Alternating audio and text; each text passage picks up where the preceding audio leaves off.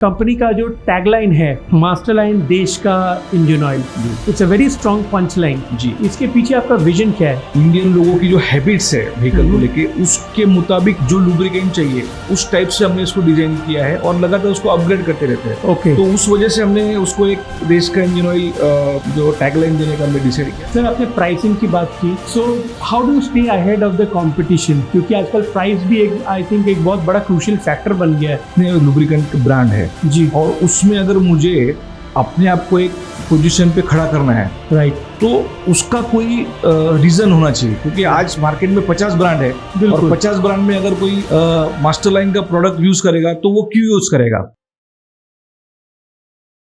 आज हमारे podcast show में आए हुए हैं mister Sameer Jain, director at master line engine oils, a prominent lubricant brand based in Jalgaon and Pune. With a small retail start around 20 years ago, आज Masterline Engine Oil has evolved into a major global brand. Mr. Jain, welcome to our show and we are all set to hear your success story. Thank you for inviting me. Welcome sir. Sir आपके company का जो tagline है master line देश का engine oil, जी, it's a very strong punch line जी। इसके पीछे आपका विजन क्या है? बेसिकली ये जो हमने एक इसके पीछे बहुत इंटरेस्टिंग स्टोरी है।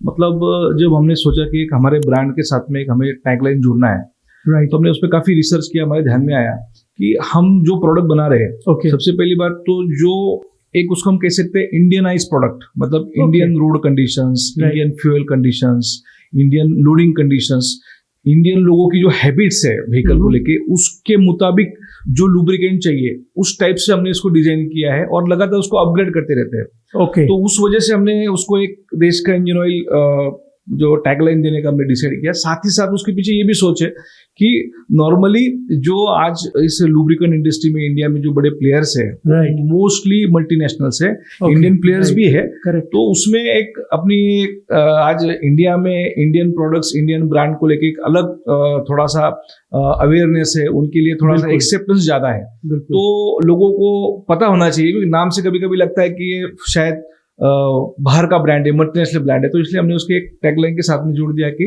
मास्टर लाइन इंजन ऑयल देश का इंजन ऑयल। तो इसके पीछे Wow. बेसिकली ये हमारा थॉट था और उसी थॉट को भी लोग उसको अप्रिशिएट भी करते हैं। जब वो देखते हैं कि देश का इंजन ऑयल इंडियन ब्रांड है, Correct. तो उसको एक्सेप्टेंस थोड़ा जल्दी मिलता है। डेफिनेटली ये हमको उसका डेफिनेटली उसका एडवांटेज मिला है। ओके जी। सर, थोड़ा सा हम इसको इस कहानी के थोड़ा पीछे लेके चलते हैं। सो मास्टरलाइन इंजन ऑयल की शुरुआत जी कब हुई और कैसे हुई, इसकी एक इंटरेस्टिंग स्टोरी होगी आपके जी। पास। बेसिकली मास्टरलाइन का जो शुरुआत हुआ उसके पीछे एक सही में आपने कहा स्टोरी बहुत इंटरेस्टिंग है।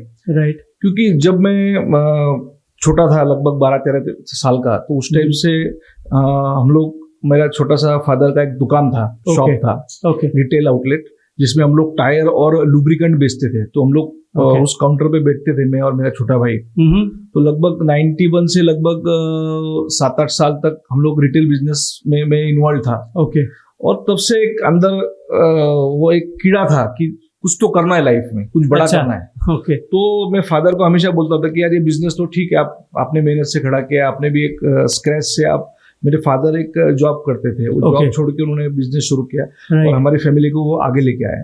बिल्कुल, तो मैं उनको कहता था कि भाई आपने जर्नी को आज एक कब जॉब छोड़ के आप एक बिजनेसमैन बने हो, मैं इसको Right. और नेक्स्ट लेवल पे लेके जाना चाहता हूँ। तो उन्होंने मुझे हमेशा सपोर्ट किया। और लगभग मेरे को याद है, मैं 1999 में जब मैं 20 साल का था, तब मैंने एक हमारे खानदेश एरिया जो है महाराष्ट्र में, नॉर्थ Correct. महाराष्ट्र में, उस एरिया के लिए 3-4 डिस्ट्रिक्ट्स के लिए हमने एक मल्टीनेशनल लुब्रिकेंट ऑयल कंपनी का डिस्ट्रीब्यूशन का काम लिया, wow. डिस्ट्रीब्यूटरशिप लिया। 1999। हाँ, और तब मैंने वो बिजनेस जब शुरू किया, उस बिजनेस से हमने सीखा कि किस टाइप से लुब्रिकेंट का काम होता है, राइट, रिटेल से फिर डिस्ट्रीब्यूशन का बिजनेस किस तरह से होता है, किस तरह से ब्रांड को हम लोग इंट्रोड्यूस कर सकते हैं, बिजनेस बढ़ा सकते हैं। तो वो सारी चीजों से हमने बहुत कुछ सीखा।